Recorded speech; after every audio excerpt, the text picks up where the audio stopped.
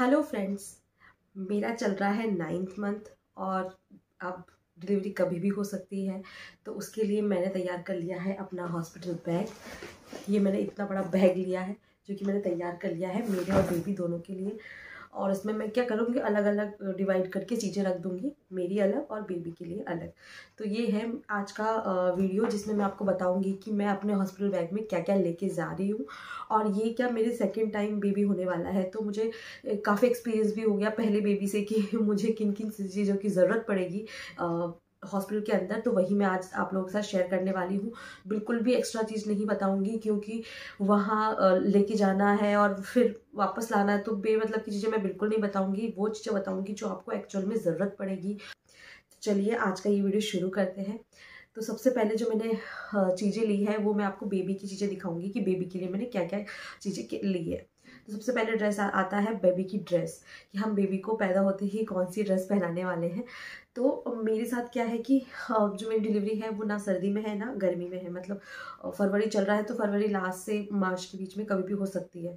तो मेरे को ऐसे चाहिए था कि बच्चों को लेयरिंग भी करना ज़रूरी है, बहुत ज़्यादा कपड़े भी नहीं चाहिए ठंड वाले, बट कपड़े भी चाहिए हैं। तो मैंने वो दोनों चीज़ें सोच कर ही आज का ये बैग, जो मेरा हॉस्पिटल बैग है वो तैयार किया है, ताकि उसे ठंड भी ना लगे और बहुत ज़्यादा मुझे ठंड के कपड़े भी कैरी ना करने पड़े। तो चलिए शुरू करते हैं। सबसे पहले मैंने जो लिया है वो है बच्चे के लिए ड्रेस। मैंने बच्चे के लिए ड्रेस मंगवाई थी अमेज़ॉन से। ये 3 के सेट में आया है। इसे रोम्पर या वनजीज बोलते हैं, जो कि नीचे तक पूरा पैक होते हैं, जिससे कि बच्चे को बिल्कुल भी ठंड नहीं लगेगी, बल्कि कोजी सा फील रहेगा। तो ऐसी मैंने 3 ड्रेसेस मंगवाई है। 1, ये सारी बटन वाली है। 2 और ये है 3। ये 3 ड्रेसेस मैंने बेबी के लिए मंगवाई है। तो इनमें से कोई भी एक ड्रेस बच्चे को, क्योंकि वहाँ पर हमें हॉस्पिटल में बेबी के कपड़ों की ज़रूरत पड़ती है। तो ये 3 ड्रेस मैंने ये अलग मंगवाई है जो बिल्कुल पैक है नीचे से। फिर मैंने 2 ड्रेस और मंगवाई है, ये जिप वाली है। तो बच्चों के लिए ड्रेस सबसे पहले आता है कि सबसे पहले हम बच्चों को कौन सी ड्रेस पहनाएंगे, और हमारे दिमाग में वैसे बहुत कुछ चल रहा होता है कि बेबी कैसा लगेगा इसमें आने के बाद। तो मैंने ये 5 ड्रेसेस बेबी के लिए रख ली है हॉस्पिटल बैग में। तो इनमें से भी कोई एक ड्रेस बेबी को ज़रूर से पहना देंगे। फिर आता है कि अब ठंड का टाइम है तो उसको लेयरिंग करना बहुत ज़्यादा ज़रूरी है। तो सबसे पहले हम एक छोटी सी एक कॉटन का ये पहनाएंगे सूट। देन उसके ऊपर हम पहनाएंगे उसको ये क्या बोलते इनर पहनाएंगे। ये दोनों पूरा सेट है। देन हम उसके ऊपर ये वाली ड्रेस पहनाएंगे, तो उससे बच्चों की बहुत अच्छी लेयरिंग हो जाएगी। उसके बाद भी अगर बेबी को ठंड लगेगी तो हम उसके ऊपर बेबी को स्वेटर पहनाएंगे। तो अगर बेबी आपका ट्रांजिशन पीरियड में हो रहा है तो भी आपको ठंड के कपड़े लेना ज़रूरी है। तो ये मैंने ले लिए हैं कि एक स्वेटर है, उसके अंदर ड्रेस होगी, फिर उसके अंदर लेयरिंग के लिए इनर होगी, और उसके नीचे ये वाली ड्रेस होगी। तो इससे क्या होगा कि बच्चे को बिल्कुल कोजी फील होगा। तो ये मैंने सब बच्चे के लिए रख लिए हैं। देन आता है बच्चे की सॉक्स। तो बच्चे के लिए ये सॉक्स भी रख लिए हैं। वैसे इनमें सॉक्स की ज़रूरत पड़ेगी नहीं, क्योंकि ये बिल्कुल जो मैंने ड्रेस ली है वो पूरी पैक वाली ली है, नीचे से ज़रूरत पड़ेगी नहीं। बट इनमें ये पैक नहीं है जो मैंने 2 ड्रेस ली है। अगर ये पहनाई तो फिर हम ये वाले सॉक्स यूज़ कर लेंगे। साथ ही है इसकी एक छोटी सी कैप। तो ये मैचिंग इसकी ड्रेस हो गई, जिसमें उसकी कैप भी आ जाती है। कैप रखना भी बहुत ज़रूरी है, क्योंकि बच्चा किसी भी मौसम में हो कैप तो ज़रूर से पहनानी पड़ती है। तो मैंने 2-3 कैप रखी है।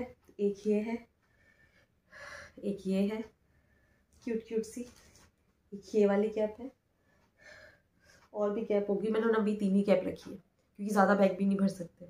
तो ये 3 कैप रखी है बच्चे के लिए। देन एक सेट और है कैप का, और उसके साथ ज़रूरत पड़ेगी हमें मिटन्स की। तो ये हमने मिटन्स भी बेबी के लिए ज़रूर से रखने हैं, ताकि वो अपने हाथ फेस पे ना मारे। तो ये हो गया कैप और मिटन्स का सेट। देन हमें ज़रूरत पड़ेगी बिब्स की, क्योंकि बेबी जब दूध पीता है तो थोड़ा बहुत दूध निकालता ज़रूर है। तो उसके लिए हमने बिब्स रख ली है। तो ये 2 तो मैं नहीं खरीद के लेके आई हूँ, ये मेरे बीवी का ही रखा था। तो ये 3 बिप रख ली है मैंने। फिर और ज़रूरत पड़ेगी तो हम बाद में ले सकते हैं, बट इमरजेंसी के लिए हमारे पास 2-3 बिप ज़रूर से होनी चाहिए। तो वो मैंने बेबी के लिए रख ली है, बेबी के बैग में तैयार कर ली है। नेक्स्ट जिस चीज़ की हमें ज़रूरत पड़ती है वो होती है डाइपर्स की। तो मैंने रखी है बेबी के लिए 2 पैक डाइपर के, जो कि हमें बच्चों को पैदा होते ही पहनाने पड़ेंगे, क्योंकि सर्दी के अंदर फिर बार बार गीला होगा तो कपड़े बार बार चेंज नहीं कर पाएंगे। तो मैंने 2 डाइपर के पैकेट रखे हैं। तो आप भी डाइपर का पैकेट ज़रूर से रखिए। मैंने 2 छोटे लिए हैं, फिर ज़्यादा नहीं खरीदते हमारे, मतलब अच्छा नहीं माना जाता, इसलिए मैंने सब चीज़ें थोड़ी थोड़ी ही रख ली है। और ये मेरे पास ऑलरेडी पड़े थे तो वही हम लोगों ने यूज़ किए, मैंने अलग से नहीं खरीदे। फिर नेक्स्ट आता है पिलो। ये पिलो आहान का है, जो कि मेरा बेटा है, उसी का पड़ा था। तो फिर मैंने कहा यही ले चलते हैं, ताकि हॉस्पिटल में उसका जो सर है वो चपटा नहीं होगा और इससे उसको आराम से यूज़ भी हो जाएगा। और एक रहता है ना कि पहले बच्चे का चीज़ सेकंड बच्चे की यूज़ कर रहे हैं, तो ये उसी का है, तो उसी का नेक्स्ट हम यूज़ कर लेंगे। उसके बाद चाहिए होता है आपको टावल। तो मैंने ये टावल रख लिया है। ये टावल भी मेरे बेटे का है, तो वही टावल मैंने वापस रख लिया है, ताकि जो नेक्स्ट बेबी होगा उसके लिए भी ये यूज़ हो जाएगा। नेक्स्ट हमें जिस चीज़ की ज़रूरत पड़ेगी वो है क्विक ड्राई शीट। कि बच्चे को जब मान लीजिए कि अपन पूरा टाइम डाइपर में तो रखेंगे नहीं, हमें डाइपर जब चेंज करना होगा तो हमें आधे 1 घंटे के लिए बच्चों को छोड़ना पड़ता है हवा के कांटेक्ट में रखने के लिए। तो उसके लिए हमें ज़रूरत पड़ती है ड्राई शीट की। तो मैंने ये 2 ड्राई शीट रख ली है।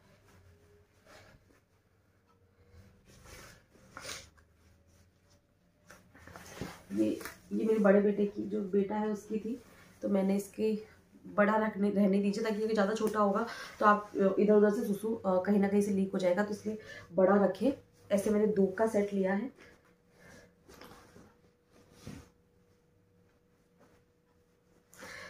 तो ये भी आप ज़रूर से रखें, ये भी मस्ट है।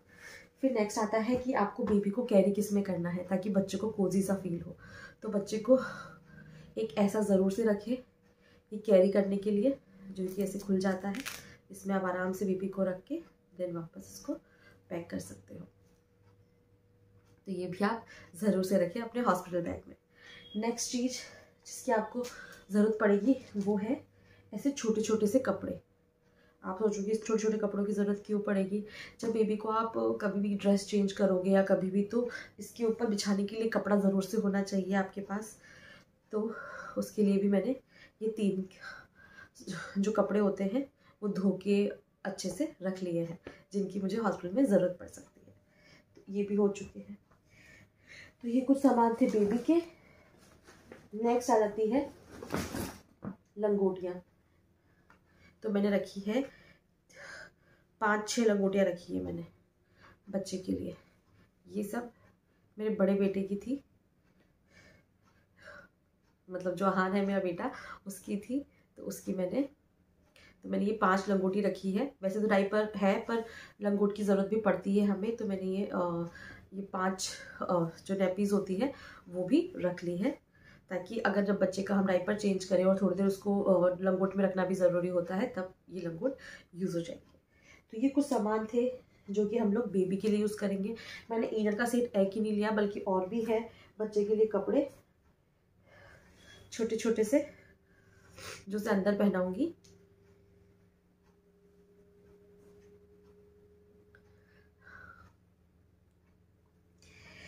तो ये चीज़ें थी जो मैंने बेबी के लिए रखी है। और भी कुछ याद आएगा तो मैं आपको बता दूंगी। देन मैंने ये 2 स्कार्फ रखे हैं। आफ्टर डिलीवरी क्या होता है कि हमें ठंड लगती है, तो हमें सर ढकने के लिए एक नए कपड़े की ज़रूरत पड़ती है। तो उसके लिए मैंने ये स्कार्फ रखा है। या फिर आपको जब फीडिंग करवानी होती है तो भी आपको 1-2 दुपट्टे या ऐसी चीज़ें चाहिए होती है जिसको कि आप ढक सको, और सूती होना बहुत ज़्यादा ज़रूरी है। साथ ही आप बच्चे को इसके अंदर रैप भी कर सकते हो। तो ये कपड़े आपको अलग से रैप खरीदने की ज़रूरत है नहीं। आपके घर में कोई भी सूती दुपट्टा होता है आपका कॉटन का, वही आप यूज़ कर लीजिए, वही सबसे बेस्ट होता है। आप बच्चे को उसमें वो भी कर सकते हो, बांध भी सकते हो, और आप अपने लिए यूज़ भी कर सकते हो। तो मैंने ये 2 स्कार्फ के सेट भी रख लिए हैं। नेक्स्ट आता है हमें जिसकी सबसे ज़्यादा ज़रूरत पड़ती है वो होता है आफ्टर डिलीवरी मटर्निटी गाउन की। तो मैंने ये गाउन रखी है जिसमें आगे की तरफ जिप होती है, यहाँ जिप है जिससे आप आराम से बच्चे को फीडिंग करवा सकते हो। तो मैंने ये गाउन रखी है। ऐसे मैंने 2 गाउन के सेट रखे हैं ताकि जब आफ्टर डिलीवरी जब आप बच्चों को फीड करवाना रहो तो आपके लिए ये बहुत ज़्यादा इजी हो जाए। तो सबसे पहले आपको चाहिए होगी एक गाउन, फीडिंग गाउन। देन आपको एक ज़रूर से आपको एक लोअर भी ज़रूर से कैरी करना है, तो आपके पास लोअर भी ज़रूर से होना चाहिए। तो ये भी आप 2 ज़रूर से रखें और गाउन, फीडिंग गाउन भी आपके पास 2 ज़रूर से होनी चाहिए। नेक्स्ट जिसकी हमें सबसे ज़्यादा ज़रूरत पड़ती है आफ्टर डिलीवरी वो है ब्रास, वो भी फीडिंग ब्रास जो यहाँ से खुल जाती है, देन ये वापस लग जाती है। और याद रखिए कि आप हमेशा फीडिंग जो ब्रा है वो आपका जो साइज़ अभी है उस साइज़ की ब्रा आप बिल्कुल ना ले, जो फीडिंग ब्रा होती है उससे ज़्यादा ले, बड़ी ले साइज़। क्योंकि उस टाइम पे क्या होता है जब हमारे फीडिंग करवाते हैं तो हमारे जब मिल्क आना स्टार्ट होता है तो जो ब्रेस्ट साइज़ है वो थोड़ा बढ़ जाता है। इसीलिए हमेशा जब भी आप फीडिंग ब्रा खरीदें तो आपकी साइज़ से बड़ी खरीदें। और इस तरीके से आती है ये, तो इस तरीके से आपको इसकी भी ज़रूरत पड़ेगी, तो आप 2 तो ज़रूर से रखें, ये मस्ट है। देन आपको ज़रूरत पड़ती है आफ्टर डिलीवरी डाइपर पैड्स की, क्योंकि आपकी बहुत ज़्यादा ब्लड लॉस होने वाला है। तो उस टाइम के लिए मैंने ये लिया है डिस्पोजेबल पैंटीज, जो कि आप फेंक सकते हो। और ये बहुत ज़्यादा मैंने इसके बहुत सारे रिव्यूज़ देखे हैं, देन ही मैंने इसको ऑर्डर किया है। इससे क्या होता है कि आप इसको यूज़ कर दो और आप सीधा इसे फेंक सकते हो, और ये बहुत अच्छा अब्जॉर्ब करता है, मैंने ये सुना है। तो मैंने इसीलिए ये इसका एक बड़ा पैक रख लिया है, जो कि मेरे इनिशियल 5-6 दिन का काम आराम से आ जाएंगे। तो उसके लिए मैंने ये रखे हैं। साथ में मैंने जो नॉर्मल पैड्स होते हैं वो भी रखे हैं, बट ये आप ज़रूर से रखें, ये मस्ट है। नेक्स्ट आपको ज़रूरत पड़ेगी पैंटीज़ की, जो कि आप शुरुआत में तो ये पैंटीज़ यूज हो जाएगी, लेकिन फिर बाद के लिए आपको जब नॉर्मल पैड्स लगाओगे उसके लिए भी आपको 5-7 पैंटीज़ आपके साथ ज़रूर से रख लेनी है। तो ये चीज़ें तो कुछ थी कि इनिशियली आपको ज़रूरत पड़ेगी ही पड़ेगी आफ्टर डिलीवरी, जैसे फीडिंग ब्रा हो गई या फीडिंग गाउन हो गई, आपके मैटरनिटी पैड्स हो गए। साथ ही आपको ज़रूरत पड़ेगी ब्रेस्ट पैड की। अब ब्रेस्ट पैड मैंने इधर पिक्चर अटैच कर दूंगी, वो मुझे अभी लेना बाकी है, तो वो ज़रूर से आप साथ में रख लीजिए। क्योंकि जब दूसरे तीसरे दिन जब हमारे मिल्क आना शुरू होता है, उसके बाद क्या होता है कि बच्चा इतना दूध पी नहीं पाता है और बहुत सारे कपड़े अपने ख़राब हो जाते हैं। और उस टाइम पे बहुत सारे लोग मिलने भी आते हैं हॉस्पिटल में, तो बहुत ज़्यादा अच्छा नहीं लगता है। तो उस टाइम पे आप ब्रेस्ट पैड ज़रूर से कैरी करो, ताकि जितना भी एक्स्ट्रा मिल्क होता है वो पैड्स अब्जॉर्ब कर लेंगे। क्योंकि ये मैं अपने एक्सपीरियंस से बता रही हूँ, क्योंकि पिछली बार मेरे साथ ऐसा हुआ था कि मतलब बहुत ज़्यादा लीकेज हुई थी, प्रॉब्लम बहुत ज़्यादा फेस करनी पड़ी थी। तो इस बार मैं पहले से ही प्रिपेयर रहूँगी और जो ब्रेस्ट पैड होते हैं वो अपने साथ ज़रूर से कैरी करूँगी, तो आप वो ज़रूर से कैरी करना। नेक्स्ट आ जाता है ब्रेस्ट पम्प, जो कि अब मुझे लेना है। तो ब्रेस्ट पम्प भी आप अपने साथ ज़रूर से कैरी करो, क्योंकि शुरुआत में बच्चा दूध इतना नहीं पी पाता है और हमारे ब्रेस्ट बहुत ज़्यादा पेन करते हैं। तो उस टाइम के लिए आपके पास ब्रेस्ट पम्प होना चाहिए, ताकि आप उससे आराम से पम्प करके दूध को बाहर निकाल के आप रिलैक्स फील कर सको। नेक्स्ट चीज़ जो बहुत ज़्यादा ज़रूरी है और आपको ज़रूर से रखनी है वो है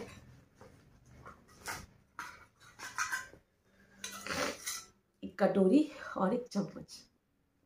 आप बोलोगे इसकी क्या ज़रूरत है? इसकी ज़रूरत इसलिए है क्योंकि जब बेबी पैदा होता है, मान लीजिए आपका सी सेक्शन होगा या फिर आपकी नॉर्मल डिलीवरी होगी, आपको बैठने में थोड़ी बहुत तकलीफ होगी और एकदम से हम सही पोस्चर बना के बच्चों को दूध नहीं पिला पाते हैं, जिस कम से कम 24 घंटे या 48 घंटे के लिए। तो आप क्या कर सकते हो कि आपका जो मिल्क होगा वो आप कटोरी चम्मच के थ्रू बच्चे को फीड करा सकते हो। तो उसके लिए आपको कटोरी और चम्मच तो मस्ट है रखना, कि आप ज़रूर से कटोरी और एक चम्मच अपने पास ज़रूर से रखें।